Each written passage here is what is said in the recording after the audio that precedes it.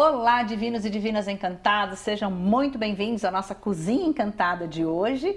E eu trago uma convidada super, hiper especial, que ela é, olha, eu acho que é a primeira bruxona do Brasil e ela é a mãe de todos nós, de todos os bruxos. É uma pessoa que todos nós honramos, que temos uma gratidão tão grande que vocês nem imaginam. E ela está aqui hoje no programa. Eu estou muito contente que ela aceitou o convite de estar aqui. Uma querida, uma amiga, e é a nossa querida Maninha, Zelinda Orlandi Hipólito. Querida, seja muito bem-vinda, eu estou muito feliz. Obrigada. Você colocou uma responsabilidade. Mas é o que você é, o que você representa pra gente. Quem que não te ama, meu Deus? Quem que não tá nesse mundo esotérico que não ama a Maninha? Eu tô nesse mundo faz bastante tempo, né? Eu tô com 75, vou fazer 76 daqui um mês e pouquinho, tá? Então, desde que eu sou menina, a vida inteira eu estive nesse meio porque meu avô tinha um centro espírita. Isso em 1920. 1920, o pessoal era até olhado esquisito, né? Quem tinha um centro espírita, mas ele sempre foi muito ligado nisso. A minha avó também, só que a minha avó era católica. E os dois viviam juntos, ele levava mendigo para casa, era aquela loucura, né? E eu tenho uma história meio estranha, por quê? Porque meu pai era completamente ateu. Ele tinha uma cabeça assim de gênio, ele era genial. E tudo que meu avô trazia, ele refutava. Ele não acreditava em nada, coisa nenhuma, acabou, morreu, não tem mais nada. Ele era bem assim, uma pessoa boníssima, mas era prático. Prático demais, prático demais. Ele era um alto funcionário federal. E meu avô a vida inteira tentou convencer meu pai a acreditar nessas coisas que ele acreditava. Mas meu pai sempre tinha uma outra resposta, sempre tinha uma outra maneira de ser e não levava a sério. Aí meu avô um dia cansou e disse para ele, Luiz, era esse o nome dele, Luiz, eu vou fazer um combinado com você, vamos fazer? Tudo bem. O que ele fez? Ele disse assim, eu vou falar para você uma frase, é uma frase antiga, coisa e tal, de um livro, e acabou, nunca mais nós vamos conversar sobre isso que eu tento te mostrar, tantas vezes eu tentei. Numa época da sua vida difícil, alguém vai olhar para você e vai falar a frase e você vai entender que essa frase quem está falando sou eu. E daí você vai acreditar. Olha que coisa mais doida. Nossa Senhora. Mas me arrepia até hoje essa história. Por isso que eu estou contando ela. Porque foi, acho que, o maior ensinamento que eu já tive na minha vida. Então, passou o tempo, coisa e tal. Meu avô morreu, claro, muito mais velho. Até que meu pai, ele era o chefe de toda a Receita Federal de São Paulo. E daí os amigos começaram a falar sobre a eubiose. E ele se interessou. E ele foi, bom, você não tem ideia o que foi a eubiose na vida dele, né? Ele era corpo, como que era? Cabeça, corpo e membros dele. Ele era impressionante. Ele sabia tudo, ele estudou tudo, ele era muito estudioso. Ele adorava a eubiose. E na eubiose, claro, a linha dela faz a gente acreditar que existem outras vidas. E ele entrou nessa. E tudo bem, passou o tempo, veio a Revolução de 64. Eu ainda era pequena, eu nasci em 49. Eu era pequena e eu tenho 12 anos de diferença, minha irmã era muito menor que eu, era criancinha. E teve aquela grande revolução e houve uma perseguição danada na área fiscal, foi um drama, né? E ele naquela época, graças a Deus, estava de licença-prêmio, um ano de licença-prêmio, estava fora. Então, graças a Deus, ele não sofreu o que todos os colegas dele sofreram. E ele veio me buscar porque eu fiquei estudando enquanto ele estava viajando com a minha irmã, com a minha mãe. Eu fiquei na casa de uma tia minha e ele veio me buscar para as férias. E lá fomos nós para as férias. E ele resolveu ir passear e até Vila Velha, que era um lugar importante para ele, para a eubiose também, né? E a gente estava na estrada, Vila Velha estava aqui, nós na estrada aqui. E ele falou, olha lá, Vila Velha, coisa está contando as histórias, que eu não vou contar aqui porque é escondido, mas contando as histórias. Eubiose é uma ordem filosófica. É uma ordem filosófica, ela é bastante antiga, do José Henrique de Souza, um baiano muito incrível, que levou para Portugal, coisa e tal, toda essa história, né? Ela é uma dissidente da teosofia, inclusive. Teosofia, né? Eu fui criada dentro da eubiose.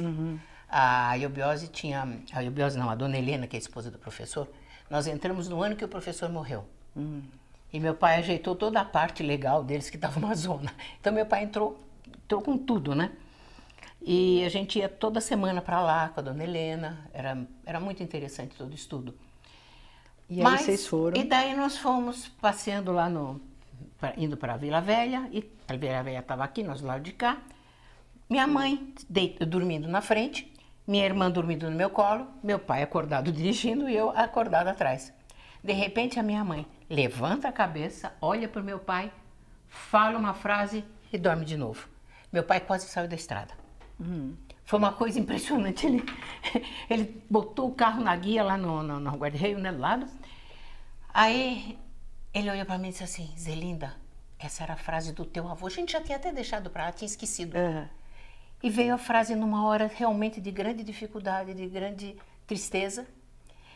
E eu entendi uma coisa que me norteou para o resto da vida. Não adianta você querer que como é que se fala?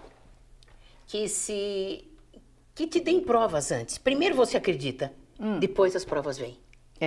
Então, o pessoal fica querendo todo que... Olha, até apareceu o telefone aqui. Eita, nós! Ó, viu? Eita. Então, foi uma coisa que eu aprendi, essa é a receita que eu posso dar. Não queira as provas, primeiro estude, primeiro entenda, primeiro acredite.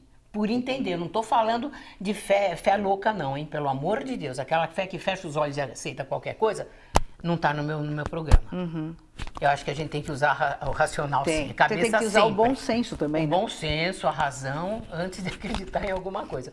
Mas o que eu estou dizendo é que não fica dizendo, ah, meu Deus, me dá uma prova, me dá... Pera, primeiro vai em frente, estuda, busca. Vai tentar encontrar o que você está buscando. A prova vem até quando você está pronto. Quando você está pronto, não. E a prova, né? A mensagem vem através de um estudo. Sim. Através de uma prática, através de... Exatamente. Para o meu pai, a mensagem veio através da minha mãe, que não sabia, porque meu pai é durão. Ele jamais ia contar frase para ninguém. Ah, tá. Jamais. E minha mãe estava dormindo, eu estava no banco de trás, eu vi ela dormir. Então ele estava no caminho... E é engraçado, porque se ele era ateu... Ateu. Não acreditava em nada. nada. E a eubiose, não que ela seja uma religião, mas ela trabalha com muitas coisas, nossa, né? Nossa, é fantástico, eu gosto. Eu não estou mais na eubiose, eu gosto muito da eubiose, mas eu sou um pouco livre demais. É a coisa do espiritualista, né? Vamos aprender aqui e vamos juntar. Por exemplo, religião estabelecida normalmente é assim, ela deixa você acreditar daqui até aqui. A religação é isto, você vai buscar onde você quer. Exatamente. Eu estou muito mais para cá do que para cá. Se bem que eu fui até filha de Maria, você acredita? Acredito. Estudei aqui perto, no Santa Doroteia. Fui conhecer o Papa. Foi o que eu falei para você, né? O Santa Doroteia fazia bandeirantes ali, né? Bandeirantes. A gente se encontrava ali. Eu saía com as bandeirantes. Meu pai nunca me deixou ser, mas eu ia com as meninas. Mas então. A Zelinda já foi de tudo, gente. Ela é psicóloga como formação, ela tem a psicóloga clínica. Clínica, mas é isso aí. E aí você foi trilhando esse caminho. Como é que você chegou na bruxaria? Pois é. Eu fui trilhando o caminho do estudo desde que eu sou pequena, porque embora meu pai não acreditasse em nada, a minha mãe acreditava. E ela me levava escondido na sessão espírita para estudar com a Maria Eunice Luquezzi, que era uma grande amiga do Chico Xavier. Então, a gente já tinha essa ligação escondida do meu pai. Daí, quando ele começou a acreditar, que ele começou a estudar, em termos todos na biose, daí ele não se importava mais que eu fosse procurar esses lados. Mas eu sempre fui muito curiosa de procurar vários lados. E é interessante que, aonde que eu expandi mais, foi basicamente na época do meu casamento. Por quê? Eu conheci meu marido com 18 anos, conheci lá no Chico Xavier. Sabia disso, não? Não. Então, uma amiga em comum, que é essa Maria Eunice Luquezzi que eu falei, ela ia para o Chico, chamou meu pai para ir, e foi meu pai, minha mãe e eu, minha irmã. E do outro lado foram os pais do meu marido, que eu não conhecia. Aliás, eu conheci, mas não tinha me animado. Conheci quando eu tinha 15 anos, falaram, aí, conhece, mas eu não me importei muito. Aí, com 18 anos, tinha acabado de fazer 18 anos. Coitado do Garcia. Tadinho, eu adoro ele. Eu sei. E aí, quando eu fiz 18, tinha acabado de fazer 18 anos, nós fomos lá para o Chico Xavier, porque eu me correspondia com ele. Eu mandava cartinha para ele e ele respondia. Gente, época de carta, ó. Época de carta, não, imagina, Nossa, não tinha vivi nada época dessas de carta, coisas, não tinha muita nada coisa. dessas coisas, imagina. Aí nós fomos para lá, como era para conhecer o Chico, eu até fui, né? Eu queria conhecer ele, porque eu só conhecia por carta. Aí foram nós, e só nós dois de jovens, né? Eles arranjaram, tenho certeza. Então, eram os dois de... Estava escrito nas estrelas. Estava escrito, com certeza tá. Aí fomos nós dois de jovem. E quando chegamos lá, eu comecei a gostar de conversar com ele, comer, coisa e tal. E o Chico, muito solícito com a gente, né? Bom, conclusão, chegamos em São Paulo, começamos a namorar, e daí nós entramos em tudo quanto era estudo, porque ele também gostava. Ele gostava. A família dele era espírita, tanto é que a gente foi junto para lá. Aí nós fomos tanto lugar, Rosa Cruz, foi muito lugar, muito. A gente era bem... Vocês têm um conhecimento de muito buscar, amplo. de buscar. A gente sempre foi de buscar e ele, graças a Deus, era igual a mim, eu igual a ele, então a gente ia junto, né? Aí fomos ficar noivo no Chico, isso daí você não sabe, ele que fez meu pavê de noivado. Olha. Na casa dele, nós ficamos de noivo na casa dele. E depois a gente casou e ele veio para São Paulo para ser meu padrinho. Por isso que tem aquela fotografia nós três, eu de noiva. O Chico. Foi meu padrinho. Então a gente estava nesse meio espírita desde o começo. Foi abriu as portas. Eu não sou espírita rígida. Eu busco vários lados. Por isso que acabei a história da Cidade das Estrelas, e é mais longa ainda. Vou ter que contar depois, porque não vai dar tempo. Então a gente vai para o intervalo e no segundo tempo do nosso programa ela vai falar sobre a Cidade das Estrelas e vocês vão conhecer um canto, um lugar sagrado em São Tomé das Letras. A gente volta já já. Olá, divinos e divinas encantados. Quero convidá-los a assistirem o nosso programa diariamente às 1h30 da tarde e quero convidá-los também para que vocês me sigam nas nossas redes sociais, @adivinalinha e @sacerdotisa Thaís Pavanelli. Ali vocês vão ter informações, vocês vão ter grandes coisas acontecendo e eu espero todos vocês. Então venham para a Cozinha Encantada, a gente traz convidados especiais e sempre um assunto diferente para vocês. Tá bom? Até lá e venham com a gente. Retornando, agora vocês vão saber por que e como foi escolhido São Tomé das Letras. Pois é, São Tomé das Letras é uma das 7 cidades sagradas da Eubiose. A Eubiose conta com 7 cidades sagradas que estariam no interior em cima e embaixo existiriam outras, que eles chamam no interior da terra, né? E eu já tinha escutado isso várias vezes, mas tudo bem, fazia parte dos estudos. Aí, foi uma coisa muito interessante, porque eu tocava piano e cantava ópera. Quer dizer, não tinha nada a ver com o que aconteceu. Mas eu comecei a ter umas sensações estranhas, coisa e tal, e de repente um paciente meu trouxe um livro do Paulo Coelho, e lá falava sobre Raul Seixas.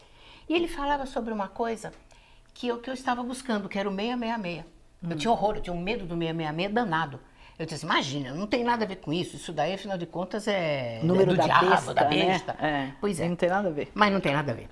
E aí eu comecei a buscar. E daí um paciente me trouxe de presente uma fita cassete. Do Raul Seixas. E no meio da fita, ele falava do 666. Eu disse assim, eu preciso conhecer esse cara. Aí eu fiquei agoniada para conhecer esse cara. Não sabia como fazia. Daí me disseram, alguém que eu perguntava, né? Me disseram que ele tinha um QG, um quartel-general dele lá na Galeria do Rock. Aí lá fui eu na Galeria do Rock para procurar. Quando eu cheguei, que eu vi a loja, isso eu já contei até para Vivi Seixas, a filha dele. Quando eu cheguei, que eu vi a loja era minha. O espaço físico tava alugado para eles. Olha a doideira. Depois de uma dessa, gente, aí você fica pirada mesmo, né? Daí você vai buscar as que acontece. Né? Nossa, muito louco. E daí eu entrei, conversei com o rapaz, comprei tudo que tinha que comprar do Raul, porque eu não conhecia, não era a minha praia. Ele era um rock, eu era o clássico, não tinha nada a ver. Aí, conversando com ele, ele me contou várias coisas, levou as coisas no meu consultório e no meio dessas coisas, eu ouvi falar que São Tomé das Letras era um lugar onde ele gostava muito de ir. Aí, nessas alturas, já conhecia o mago dele, o bruxo dele, já conhecia o filho dele, porque eu era uma peça esquisita, né? Uma patricinha entrar num meio maluco desse. Então, o pessoal me ligava e eu fiquei conhecendo um monte de gente lá. Eu gostei demais. Aí, eu pensei assim, eu quero conhecer esse cara. Aí eu disse, segunda-feira eu não vou marcar ninguém e vou atrás. Eu conheço uns artistas aí, vou atrás para ver se eu encontro esse cara que eu quero. Alguma coisa ele tem para me passar. Beleza. Segunda-feira desmarquei os detalhes, porque da manhã eu não consegui desmarcar. Cheguei em casa para começar a discar e procurar o pessoal. Quando meu filho pede para ir arrumar a bicicleta dele. Lá fomos arrumar a bicicleta dele. Eu tô lá arrumando a bicicleta dele no carro. Liguei o rádio. O Raul Seixas tinha morrido aquele dia. Nossa. Aí eu disse assim, bom, agora danou, né? Porque eu não... Como é que eu vou saber? Como é que eu vou saber o que ele tem que para me passar? Aí foi que eu pirei mesmo. E daí alguém me falou sobre a história de São Tomé das Letras. Eu fui numa moça, eu até passei já essa fita. Ela era paranormal, eu não conhecia, e ela falou umas coisas impressionantes. Eu disse assim, eu preciso buscar. Depois eu te passo, se você quiser ver, tá? Quero. E eu virei pro meu marido e disse assim, olha, eu vou para São Tomé, você quer ir? Você vai, porque ele não ia em cidade que não tinha muita comodidade, certo? Se você quiser ir, você vai, mas eu vou. Isso tem 30 anos, foi em 89. Olha. Ele disse assim, não, eu te levo. E me levou. Quando eu estava chegando na cidade, eu olhei para ele e disse assim, nossa, parece que eu estou voltando para casa. Eu senti uma coisa esquisita.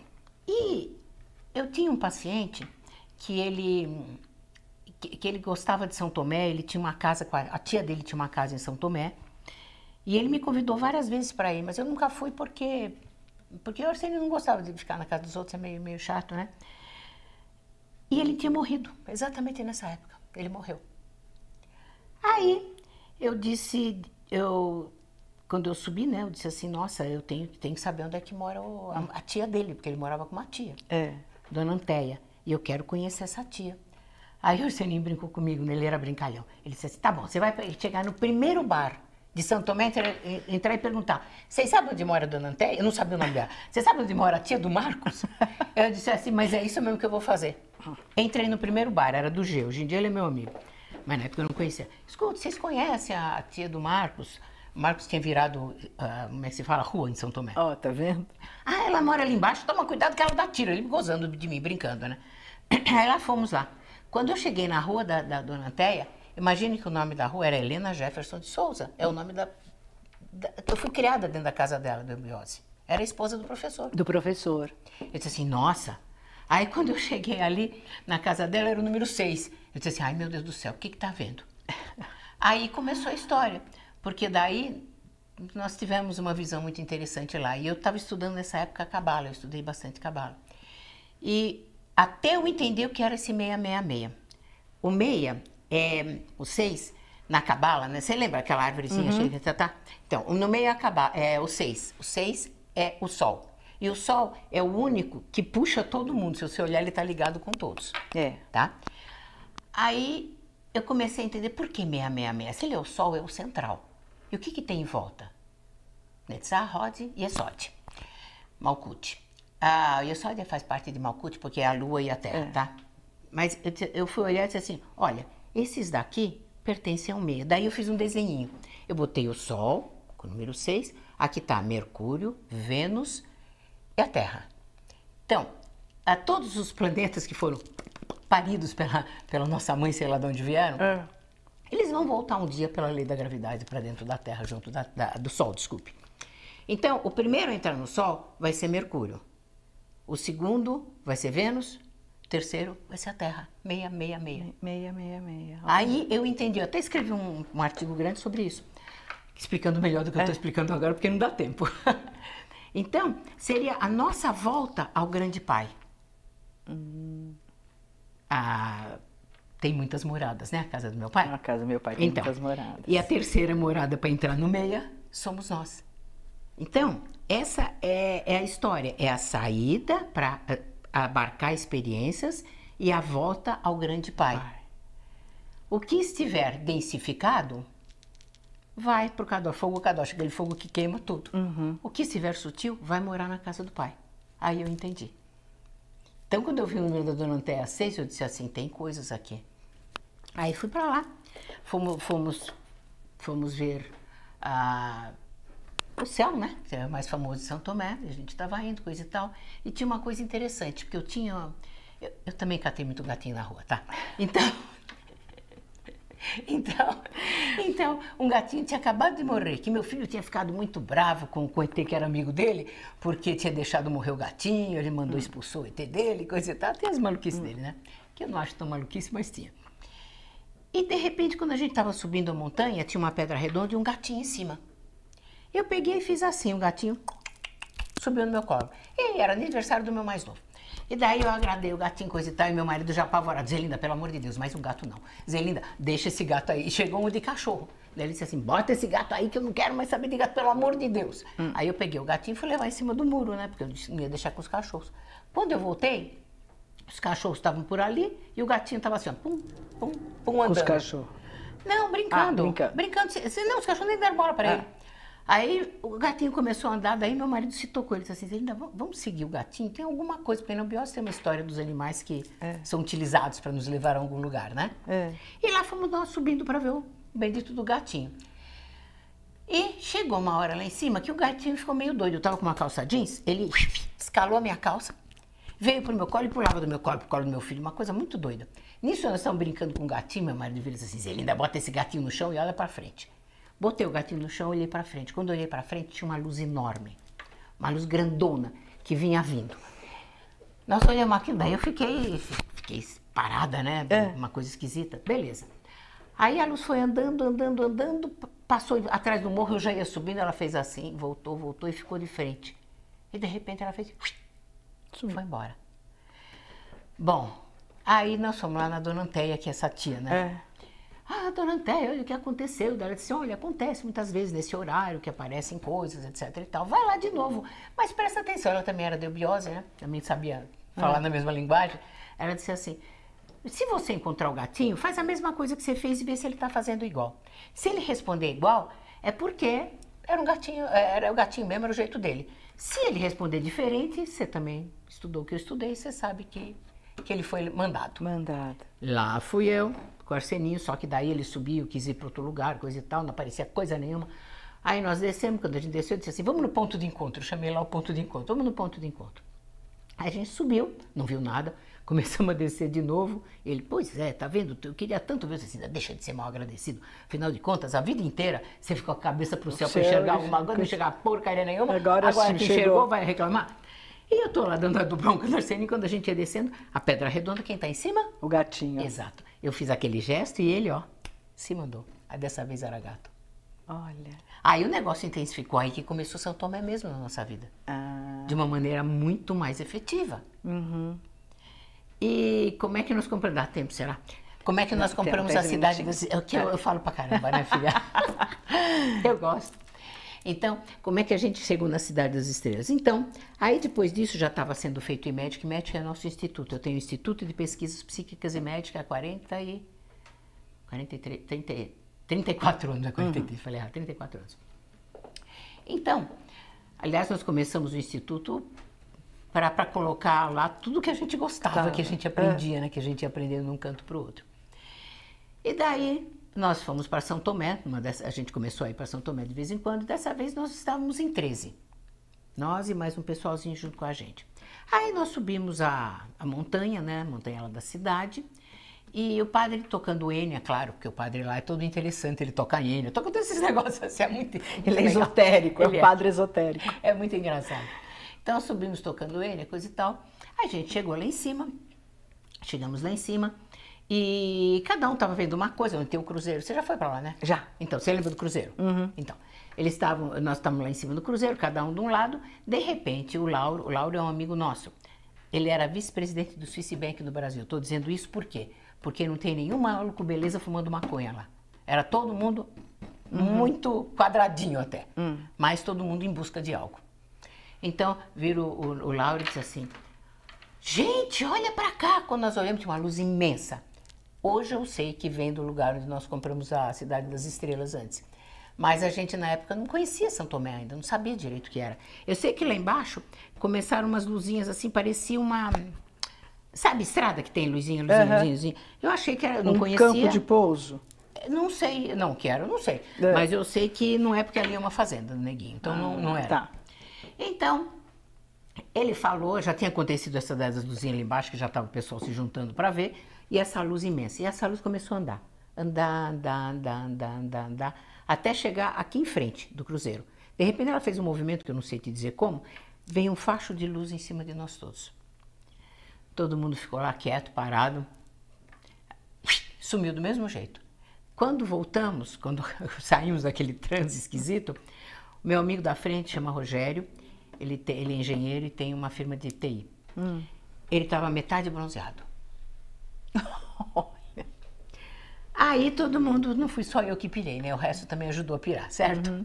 Então, aí nós começamos a ir mais vezes para lá. E era muito interessante, porque cada vez a gente aprendia alguma coisa.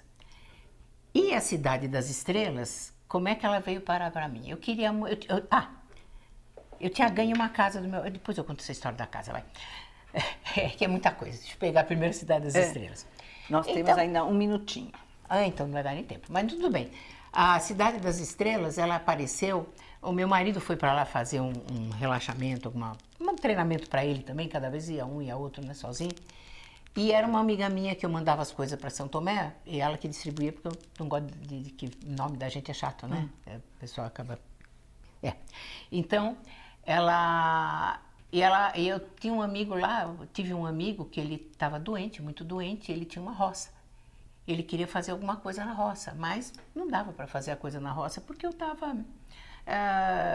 ele estava morrendo, né? Mas ele morreu.